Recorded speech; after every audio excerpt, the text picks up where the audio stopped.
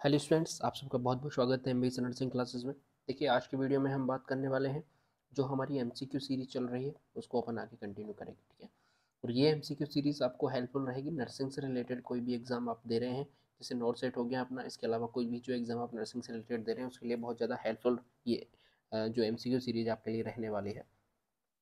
इस MCQ series में अपन topic wise topic जो क्वेश्चन है उनको कर रहे हैं। इसका फ़ायदा आपको क्या होगा कि यदि आपने टॉपिक क्लियर कर रखा है तो आपको प्रैक्टिस हो जाएगी, और नहीं पढ़ा हुआ है आपने तो मोस्टली जो टॉपिक्स होते हैं वो आपको यहाँ से मिल जाएंगे। ठीक है, तो चलिए आज की वीडियो को अपन स्टार्ट कर लेते हैं। 46 क्वेश्चन तक अपन कर चुके थे और 47 क्वेश्चन पे आज अपन बढ़ रहे हैं। थायराइड ग्लैंड हमारी चलेगी। इससे पहले मैं बता दूं आपको कि सर्कुलेशन सिस्टम अपन कंप्लीट कर चुके हैं, और अब अपना जो चल रहा है वो एंडोक्राइन सिस्टम चल रहा है, जिसमें अपन 46 क्वेश्चन तक कर चुके थे और 47वां क्वेश्चन आज अपन कर रहे हैं। 47 क्वेश्चन की हम यहाँ पे बात करते हैं। देखिए, which endocrine gland is situated in the lower part of neck on the thyroid cartilage. यानी कि कौन सी एंडोक्राइन ग्लैंड ऐसी है जो कि थायराइड कार्टिलेज के लोअर पार्ट पर थायराइड कार्टिलेज के अंदर सिचुएटेड रहती है, या फिर हम कहें नेक के लोअर पार्ट पर सिचुएटेड रहती है। पिट्यूटरी ग्लैंड है, थायराइड ग्लैंड है, एड्रिनल ग्लैंड है, पीनियल ग्लैंड है। तो राइट आंसर इसका सी रहेगा। थायराइड ग्लैंड कहाँ पाई जाती है? थायराइड कार्टिलेज के अंदर पाई जाती है। Thyroid gland is the largest endocrine gland, ये चीज आप ध्यान रखिएगा। ठीक है, located in the centre of the base of the neck on the thyroid cartilage of लैरिंग्स। यानी कि जो लैरिंग्स का थायराइड कार्टिलेज होता है उसके नेक के बेस पे पाई जाती है। ठीक है, आगे बढ़ते हैं। देखिए, the earliest gland to appear in the embryo is pituitary, adrenal, thyroid या फिर ओवरी। यानी कि ऐसी कौन सी ग्लैंड है जो एम्ब्रियो के अंदर सबसे पहले अपीयर हो जाती है? तो वो कौन सी ग्लैंड रहेगी? वो थायराइड ग्लैंड रहेगी।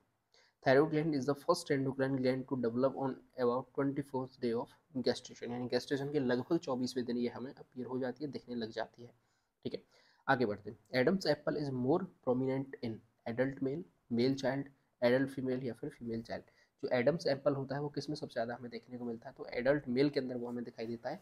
जो गले में हम अपन देखते हैं उसे अपन क्या कहते हैं? एडम्स एप्पल कहते हैं। देखिए, एडम्स एप्पल होता क्या है? Adams apple is a laryngeal prominence formed by the thyroid cartilage at the top of the trachea into the front of neck। यानी नेक की फ्रंट पर, ट्रैकिया के ऊपर थायराइड कार्टिलेज से बना हुआ एक लेरेंजियल प्रोमिनेंस है, जो कि जिसे अपन क्या कहते हैं? एडम्स एप्पल कहते हैं। ये मोर प्रोमिनेंट होता है इन एडल्ट मैन के अंदर, हमें बहुत ज़्यादा देखने को मिलता है then in women due to influence of testosterone hormone. जितना ज़्यादा टेस्टोस्टेरोन हार्मोन होगा उतना ही ये हमें ज़्यादा उठा हुआ दिखाई देगा। ठीक है, आगे बढ़ते हैं। The Adams apple is found by, यानी कि जो एडम्स एप्पल से वो किससे मिलकर बना हुआ होता है? थायराइड कार्टिलेज से, हायोइड बोन से, एपिग्लोटिस से या फिर कॉर्टिकोइड क्रिकोइड बोन क्रिकोइड कार्टिलेज से। ठीक है, तो इसके सही आंसर की अपन बात करें तो इसका राइट आंसर क्या रहेगा? तो ए इसका बिल्कुल राइट आंसर रहेगा। अभी हमने ऊपर पढ़ भी लिया था कि ये किससे बना है? थायराइड कार्टिलेज से मिलकर बना हुआ होता है। आगे बढ़ते हैं। Adam's apple is related to फेरिंग से, ट्रैकिया से, लैरिंग से या फिर इसोफेगस से। सही ऑप्शन की बात करें तो बी इसका बिल्कुल राइट आंसर रहेगा, ये लैरिंग से रिलेटेड होता है। आगे बढ़ते हैं। Thyroid is effective only in the presence of, यानी कि जो थायराइड होती है वो किसके प्रेजेंस में इफेक्टिव होती है? कैल्शियम के में, पोटेशियम के में, आयोडीन के में या फिर सोडियम क्लोराइड के में। तो सही ऑप्शन क्या रहेगा? बी बिल्कुल इसका राइट आंसर रहेगा। क्यों रहती है? क्योंकि जो थायरोक्सिन हार्मोन बनता है उसके लिए आयोडीन की आवश्यकता होती है। ठीक है, देखिए, in the absence of iodine, iodine की अनुपस्थिति में थायराइड ग्लैंड है वो बिल्कुल इनइफेक्टिव हो जाती है, या फिर हम कहें बिल्कुल इनएक्टिव हो जाती है। जो थायरोक्सिन हार्मोन है वो नहीं बन पाते, because it is unable to synthesize T3 या फिर T4 हार्मोन। जो T3 हार्मोन होता है या फिर T4 हार्मोन है उसको सिंथेसाइज नहीं कर सकती, किसकी एब्सेंस में? आयोडीन की एब्सेंस में। ठीक है, आगे बढ़ते हैं। देखिए, 53 क्वेश्चन पे बनाते हैं।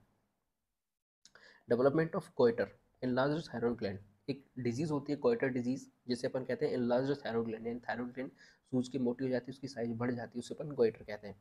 Is mainly due to deficiency of, ये किसकी डेफिशिएंसी से होता है? तो ये आयोडीन की डेफिशिएंसी से होता है। इसलिए कहा जाता है कि यदि आपको थायरोक्सिन हार्मोन को ठीक रखना है तो आयोडीन युक्त नमक खाना चाहिए। ठीक है, deficiency of iodine cause decrease synthesis of thyroid hormone, जिसे अपन हाइपोथायरॉयडिज्म कहते हैं, which leads to increase secretion of TSH। ठीक है, because increased level of TSH cause increased growth, goiter and activity of thyroid gland। ठीक है, आगे बढ़ते हैं। which of the following hormone contain iodine, कौन सा हार्मोन ऐसा है जो कि आयोडीन को कंटेन करता है?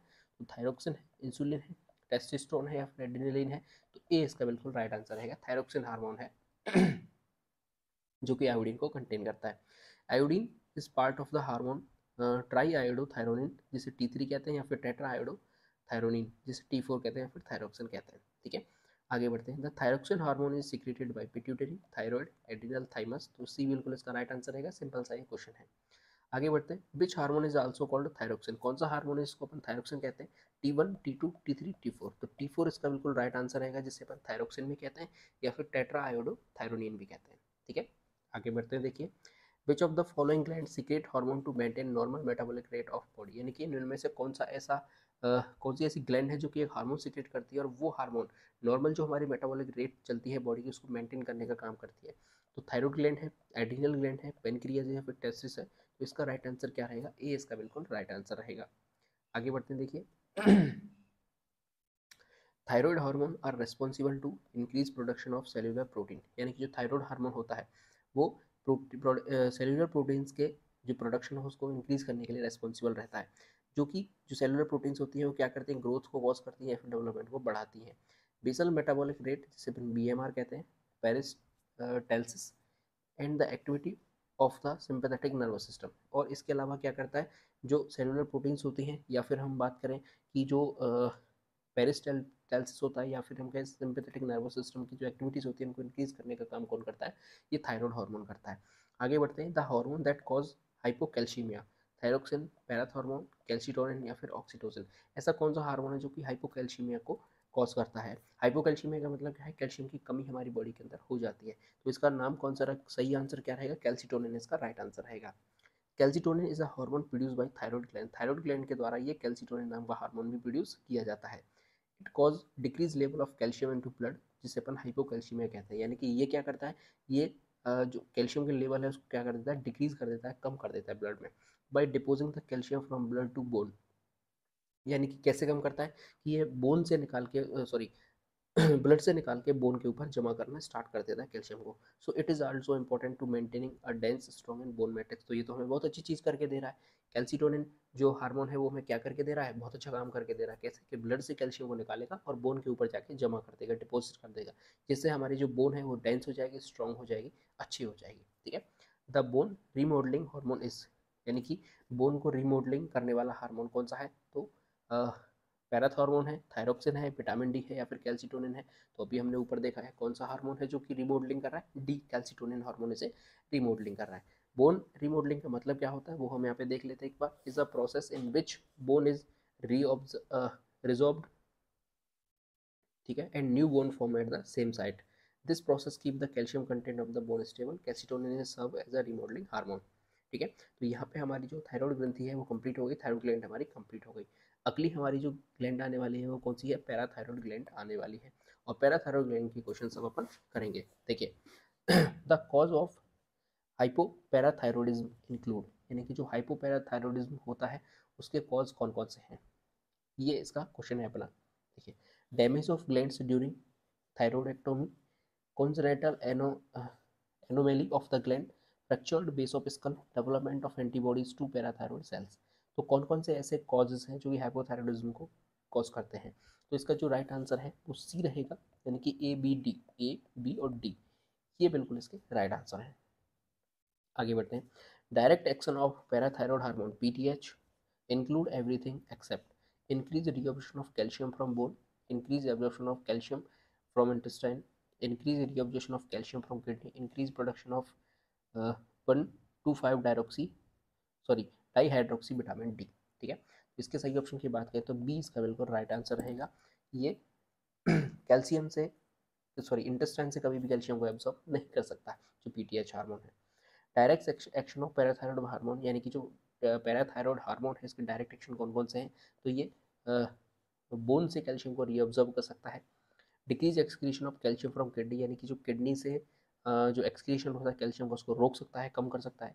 PTH activate vitamin D, vitamin D को एक्टिवेट काम करता है, करने का काम करता है। एंड एक्टिवेटेड विटामिन डी जिसे अपन 125 डी हाइड्रोक्सी विटामिन डी या फिर 125 डी हाइड्रोक्सी कोल कैल्सीफेरोल भी कहते हैं। Increase absorption of calcium from the GIT, gastro intestinal जो ट्रैक होती है उसमें से विटामिन डी ही ऐसा विटामिन है जो कि कैल्शियम के एब्जॉर्प्शन को इंक्रीज कर सकता है। और इसको इंक्रीज करने का काम कौन करता है, इसको एक्टिवेट करने का काम कौन करता है, पीटीएच करता है। तो डायरेक्टली जो पीटीएच हार्मोन है वो कभी भी कैल्शियम के एब्जॉर्प्शन को इंक्रीज नहीं कर सकता, यानी कि हम कहें जीआईटी से वो कैल्शियम के एब्जॉर्प्शन को नहीं बढ़ा सकता या फिर एब्जॉर्ब ही नहीं करा सकता, लेकिन कौन करा सकता है, विटामिन डी करा सकता है। लेकिन इनडायरेक्टली विटामिन डी को एक्टिवेट काम करने का काम कौन करता है, तो पीटीएच करता है। So increase absorption of calcium from intestine is indirect function of PTH. आगे बढ़ते हैं। Hypoparathyroidism is characterized by high serum calcium, low serum calcium, high serum potassium या फिर लो सीरम पोटेशियम। इसके सही आंसर की बात करें अपन कि जो हाइपोपैराथायरॉयडिज्म होता है वो किसका करेक्टर है, तो अपन सही ऑप्शन करें तो लो सीरम कैल्शियम का ये करेक्टर है। यानी कि हाइपोपैराथायरॉयडिज्म हो सकता है, इसका मतलब क्या है, सीरम जो हमारा है उसके अंदर कैल्शियम की मात्रा बहुत कम है। ठीक है, देखते हैं। हाइपोसिक्रेशन ऑफ पीटीएच, यानी कि पीटीएच का कम सिक्रेशन यदि हमारी बॉडी के अंदर हो रहा है तो हमें क्या करके दे देगा, ये हमें हाइपोकैल्शियमिया करके दे देगा, यानी कि सीरम के अंदर कैल्शियम की लेवल कम हो गया। और कितना कम हो गया है, 8 मिलीग्राम पर डेसीलीटर से कम जो लेवल है। Because PTH is essential to maintain normal serum calcium level, यानी कि पीटीएच होता है जो सीरम के अंदर कैल्शियम लेवल को मेंटेन करने का काम करता है, नॉर्मल रेंज को मेंटेन करने का काम करता है। आगे बढ़ते हैं। If serum calcium level less than 5 milligram percent, it occur due to abnormality of which hormone, hypothyroidism, hypoparathyroidism, hypothyroidism या फिर prolonged बेड रेस्ट। सही ऑप्शन की बात करें तो सी इसका बिल्कुल राइट आंसर रहेगा। आगे बढ़ते हैं। विच इलेक्ट्रोलाइट इम्बेलेंस कॉज टेटेनी, यानी कि कौन सा ऐसा इलेक्ट्रोलाइट है जो कि या जिसके इम्बेलेंस होने से टेटेनी हो सकता है, hypocalcaemia, hyper calcium, hyper magnesium या फिर हाइपोनेट्रीमिया। तो इसके सही ऑप्शन की बात करें तो ए इसका बिल्कुल राइट आंसर आएगा। हाइपोकैल्शियमिया जो है वो टेटेनी को कॉज करता है। टेटेनी होता कैसे है, तो हाइपोकैल्शियमिया यानी कि कैल्शियम की कमी हमारी बॉडी के अंदर हो जाएगी। Intermittent tonic muscular spams mainly of the arms of legs spams may be accompanied by numbness, tingling, loss of function and pain in affected muscle group, यानी कि जब कैल्शियम कम हो जाएगा हमारी मसल्स के अंदर, बेसिकली जो मेनली मसल्स होती हैं वो कौन सी है, आर्म्स की हो सकती है, लेग की हो सकती है, तो उसमें हमें नंबनेस फील होगी, टिंगलिंग फील होगी, या फिर हम बात करें लॉस ऑफ फंक्शन हमें वहाँ पे देखने को मिलेगा और पेन भी वहाँ पे हो सकता है। ठीक है, आगे बढ़ते हैं। Which of the followings are signs and symptoms of tetany, यानी कि इनमें से कौन से टेटेनी के साइन एंड सिम्टम्स हैं। Numbs fingers, muscle cramps, weakness, muscle fatigue, hallucinations, delusions, dyspnea या फिर ट्रैकीकार्डिया। तो सही ऑप्शन की इसमें से बात करते हैं अपन कि कौन से साइन एंड सिम्टम्स हैं, तो ए इसका बिल्कुल राइट आंसर रहेगा। नम फिंगर्स हो जाएंगी, मसल क्रैम्प्स हमें देखने को मिलेंगे। Positive Chvostek signs is an indication of hypernatremia, hyponatremia, hypercalcemia या फिर हाइपोकैल्शियमिया। तो 66 की सही आंसर की बात करें तो डी इसका बिल्कुल राइट आंसर रहेगा। चबूस्टिक साइन या फिर Trousseau signs are indication of hypocalcemia, यानी कि ये दोनों साइंस कैसे हैं, हमें हाइपोकैल्शियमिया को साइन करते हैं या फिर कॉज कर दिखाते हैं हमें। चैबुस्टिक साइन, फेडरिक चैबुस्टिक या फिर ऑस्ट्रेलियन सर्जन थे, ये क्या करते थे, is a spasms of the facial muscles following a tap on the facial nerve seen in hypocalcemic tetany. ठीक है, इसके बाद हम बात करते हैं ट्रोशून साइंस, जो कि एक फिजिशियन थे, is a muscular spasms on the hand and wrist, जिसे अपन कार्पल स्पेम्स कहते हैं, resulting from pressure applied may be the BP of to nerves and vessels on the upper arm, usually is the result of hypocalcemia. ठीक है, आगे बढ़ते हैं। Twitching of facial muscles when the facial nerve is tapped anterior to the ear lobe is caused, ये कौन सा sign है, चैवोस्टिक sign है, ह्यूमन साइन है या फिर ट्राउजियो साइंस है या फिर डुडजेंस की साइन है। सही ऑप्शन की बात करें तो ए इसका बिल्कुल राइट आंसर रहेगा। आगे बढ़ते हैं। कार्पोपीडल स्पेम्स इंडिकेट हाइपोमैग्नीशियमिया, हाइपोकैल्शियमिया, हाइपोनेट्रीमिया या फिर हाइपोकैलेमिया। सही ऑप्शन की बात करें तो सी इसका बिल्कुल राइट आंसर रहेगा। ये इसकी एक्सप्लेनेशन है, आप यहाँ पे पढ़ सकते हैं। आगे बढ़ते हैं अपन। Choose correct statement for Trousseau sign, tremor, rigidity, bradykinesia, hypokinesia. Schema indicates carpal spasms by affecting the blood pressure, cough, twitching of facial muscles when the facial nerves is tapped, sudden and severe attacks of pain, swelling, redness and tenderness in joints. सही option की बात करते हैं पर इसके तो B इसका बिल्कुल राइट आंसर रहेगा। ठीक है, आगे बढ़ते हैं 70 नंबर क्वेश्चन पे। While checking the blood pressure in the upper limb of a patient with a sphygmomanometer, you observe that she developed carpal spasms. Spasm. The most likely causes hypokalemia, hypocalcemia, hyponatremia या फिर हाइपोफॉस्फेटेमिया। ठीक है, इसके सही answer की बात करें तो सी इसका बिल्कुल राइट आंसर रहेगा। आगे बढ़ते हैं 71 नंबर क्वेश्चन पे। आफ्टर थायराइड सर्जरी, यानी कि थायराइड सर्जरी हो चुकी है, patient shows carpopedal spasm, these signs indicate severe, post operative bleeding, very low thyroid hormone level, decrease metabolism and hypothermia या फिर हाइपोकैल्शियमिक टेटेनी। सही ऑप्शन की बात करें तो डी इसका बिल्कुल राइट आंसर रहेगा। यहाँ पे देखिए, evidence of hypocalcemia resulting from unrecognized removal of the parathyroid gland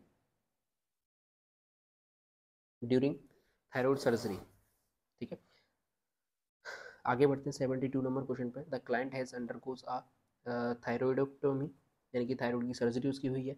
the nurse monitor for signs of damage of parathyroid gland prospectively postoperatively, which one of the following would indicate damage to parathyroid gland? hoarseness, neck pain, tingling around mouth, respiratory distress। सही option की बात करते हैं, इसका 72 का जो सही answer है वो बी इसका बिल्कुल राइट आंसर रहेगा। ठीक है, 73 नंबर क्वेश्चन पे अपन आते हैं। Tetany post-practically may be caused by invasion by the Bacillus tetani, an increase in amount of calcium in blood, decrease of phosphorus in the blood, a decrease in amount of calcium in blood। सही option की बात करें तो D इसका बिल्कुल right answer रहेगा। अगला अपना टॉपिक आने वाला है कौन सा, पेनक्रियाटिक आइसलेट्स। पेनक्रियाटिक आइसलेट्स की अपन बात करेंगे। ठीक है, देखिए a gland which can be classified as an endocrine and exocrine glands, thyroid, pancreas, thymus या फिर पिट्यूटरी, यानी कि ऐसी कौन सी ग्लैंड है जिसको एंडोक्राइन और एक्सोक्राइन दोनों के रूप में क्लासीफाई किया गया है, या फिर हम कहें मिक्स्ड ग्लैंड जैसे कहा जाता है, तो सही ऑप्शन कौन सा रहेगा, सी बिल्कुल इसका राइट आंसर रहेगा। The pancreas is a pale grey retroperitoneal gland classified is both an exocrine, 99% जो इसका पार्ट होता है वो एक्सोक्राइन होता है, एंड एंडोक्राइन ग्लैंड 1% पार्ट इसका कैसा होता है, एंडोक्राइन होता है, जिसमें कौन सी आती हैं, पेनक्रियाटिक आइसलेट्स आती हैं। Insulin is secreted from alpha cells, delta cells, beta cells, gamma cells. इसके सही ऑप्शन की बात करें तो बी इसका बिल्कुल राइट आंसर रहेगा, बीटा सेल से इंसुलिन सिक्रेट होता है।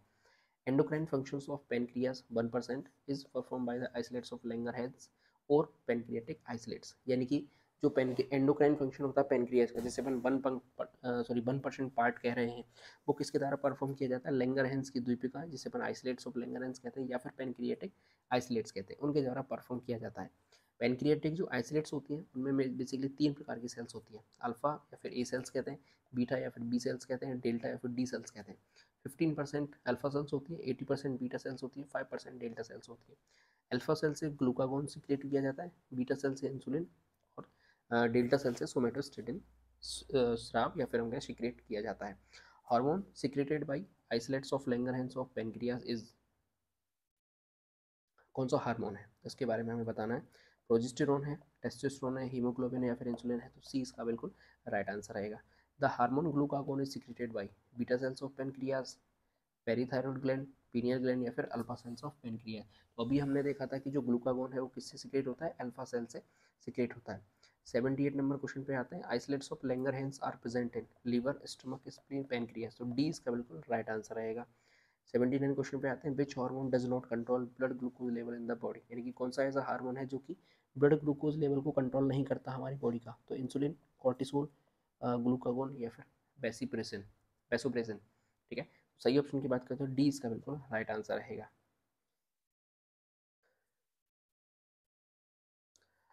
ये एक्सप्लेनेशन है, आप इसकी पढ़ सकते हैं।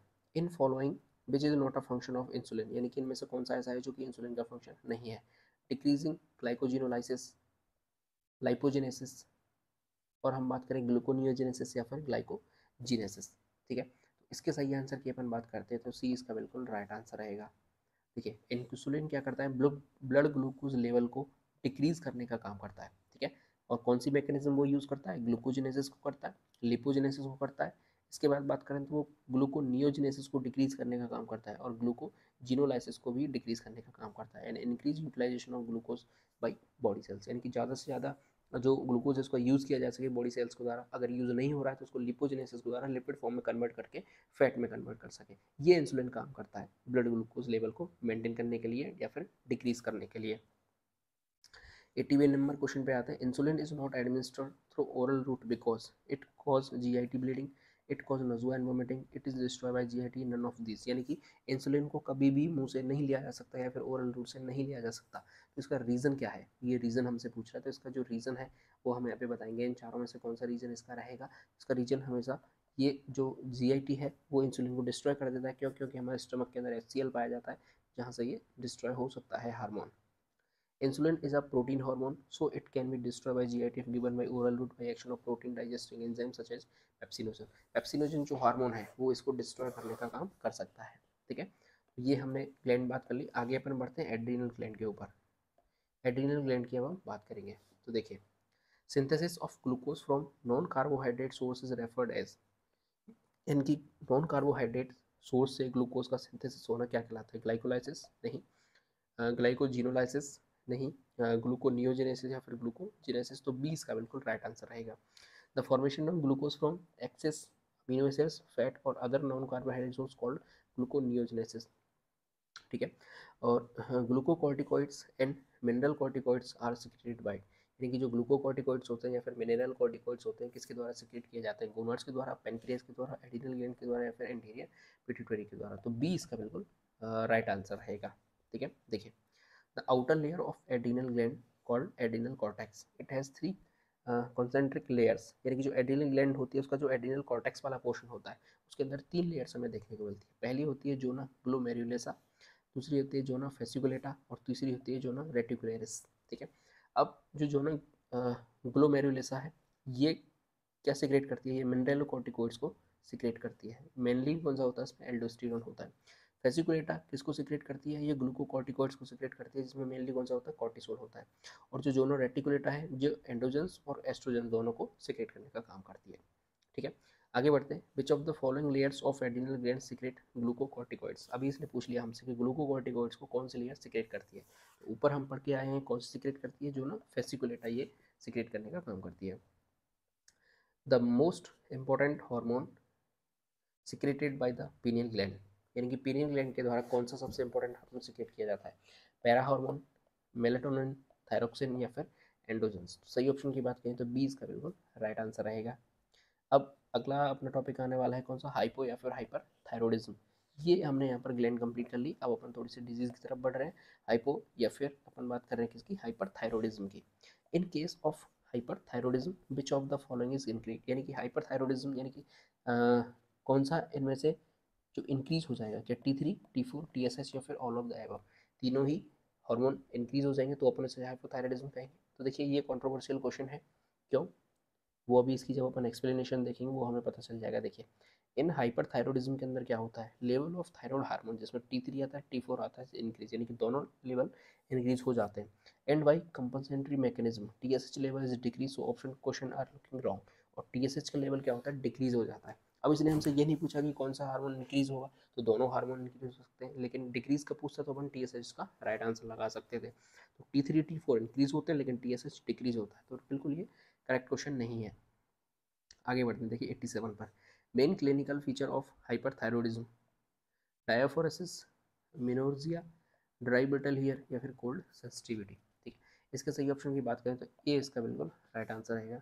देखिए, clinical feature of hyperthyroidism are goitre, exophthalmos, heat intolerance, diaphoresis, over eating, palpitation, tachycardia, hypertension, weight loss, diarrhoea, eyelid lag, tremors in hand. इसके अलावा cold sensitivity, dry brittle hairs and irregular means menses are features of hypothyroidism. ठीक है, इसके बाद बात करते हैं sleeping pulse rate is classically increased in, यानी कि जो स्लीपिंग पल्स रेट है वो इंक्रीज हो जाती है किसमें? हाइपोथायरॉयडिज्म में, हाइपरथायरॉयडिज्म में, हाइपोपैराथायरॉयडिज्म में या फिर हाइपर पैराथायरॉयडिज्म में। तो इसके सही आंसर की बात करें तो सी इसका बिल्कुल राइट आंसर रहेगा। 89 क्वेश्चन पे अपन आते हैं। Which of the following condition is the most common form of hyperthyroidism? ठीक है, हाइपोथायरॉयडिज्म के अंदर मोस्ट कॉमन कंडीशन कौन सी होती है? एडिशन की डिजीज होती है, क्रेव्स डिजीज होती है, कुशन सिंड्रोम होता है या फिर हाशिमोटो डिजीज होता है? तो इसके सही ऑप्शन की बात करें तो सी इसका बिल्कुल राइट आंसर रहेगा। देखिए, क्रेव डिजीज के बारे में कंप्लीट चीज़ आप यहाँ पे पढ़ सकते हैं। मैं इसको बिल्कुल रोक देता हूँ एक बार और छोटा भी कर देता हूँ। यहाँ पे आप पूरा पढ़ सकते हैं, बेसिक आपको पता चल जाएगा। ठीक है, इसके बाद बात करते हैं enlargement of thyroid gland occurs in, यानी कि थायरॉयड ग्लैंड का बढ़ना, साइज के अंदर बढ़ना किसके अंदर होता है? हाइपोथायरॉयडिज्म के अंदर, हाइपरथायरॉयडिज्म के अंदर, या फिर ट्यूमर ऑफ थायरॉयडिज्म के अंदर, या फिर ऑल ऑफ द। तो डी इसका बिल्कुल राइट आंसर रहेगा। इनलार्जमेंट ऑफ थायरॉइड ग्लैंड, जिसे अपन गोइटर कहते हैं, मे अकर ड्यू टू हाइपोथायरॉयडिज्म में भी हो सकती है, जिसे अपन सिंपल गोइटर कहते हैं, या फिर हाइपरथायरॉयडिज्म में भी हो सकती है, जिसे अपन टॉक्सिक डिफ्यूज गोइटर या फिर ग्रेव्स डिजीज भी कहते हैं। इसके अलावा यदि कोई ट्यूमर हो गया तो ऑटोमेटिकली थायरॉइड ग्लैंड की जो साइज है वो इनलार्ज हो जाएगी, या फिर अपन कहें बढ़ सकती है। Exophthalmos of the eyes is a characteristic sign of.